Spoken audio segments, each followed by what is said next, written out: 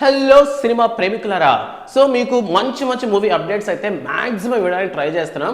And present ఏపీకి సంబంధించి election heat ఎక్కువగా ఉండటం వల్ల మూవీస్ మీద కాస్త కాన్సన్ట్రేషన్ తగ్గించామేమో అనేటటువంటి డౌట్ మీ అందరికీ ఉండొచ్చు. బట్ మూవీ అప్డేట్ అనేది ఎక్కువ ఎలివేషన్ ఇచ్చేది ఏదైనా ఉందంటే వెంటనే మన ఛానల్లో ప్రత్యక్షం అవ్వాల్సిందే కదా.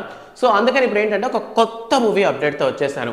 కొత్త అనడం కాస్త వేడిగా అనిపించవచ్చు. ఐ థింక్ ఏంటంటే పుష్ప 3 ద రోర్.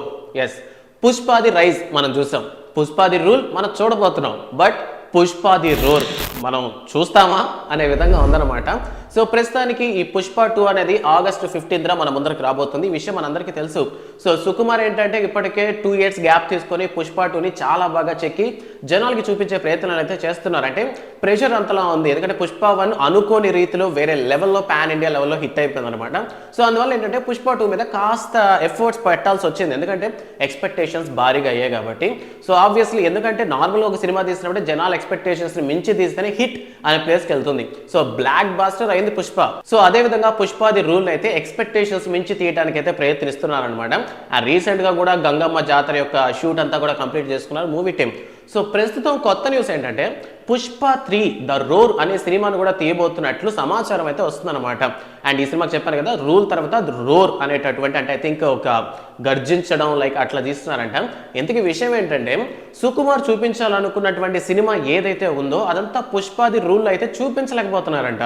సో అందువల్ల ఏంటంటే ఇంకొంచెం ఎక్స్టెండ్ చేస్తే బాగున్నాను అనుకుంటున్నారు. కానీ ఈ పదం విన్నప్పుడు నాకు ఒక కామెడీగా అనిపించింది, లైక్ సుకుమార్ అయినా మరో రాజమౌళి అవ్వబోతున్నారా? ఎందుకంటే సినిమాకి 2 ఏళ్ళు గ్యాప్ తీసుకుంటారు సుకుమార్ కూడా.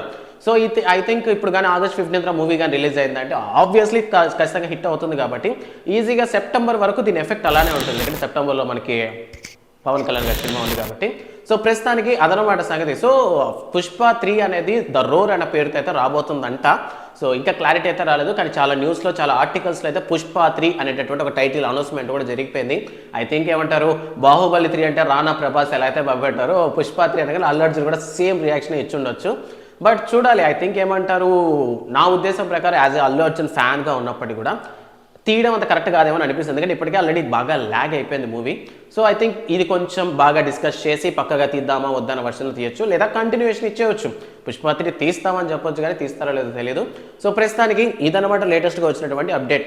సో ఇన్ కేస్ పుష్ప 3 కానీ షూటింగ్ కానీ అయ్యిందంటే మాత్రం రిలీజ్ అవ్వడానికి ఆబ్వియస్లీ నేను ఖచ్చితంగా చెప్తాను 2028లోనే మూవీ అయితే మన ముందరికి రాబోద్ది, ఎందుకంటే అంత టైం తీసుకుంటారు. ఎందుకంటే సుకుమార్ కూడా మనం రీసెంట్గా చూసుకున్నట్లయితే రామ్ చరణ్తో కూడా మూవీ చేయబోతున్నారు పుష్ప తర్వాత అనేటటువంటి టాక్స్ సినీ వర్గాల్లో బాగా వినిపించాయి.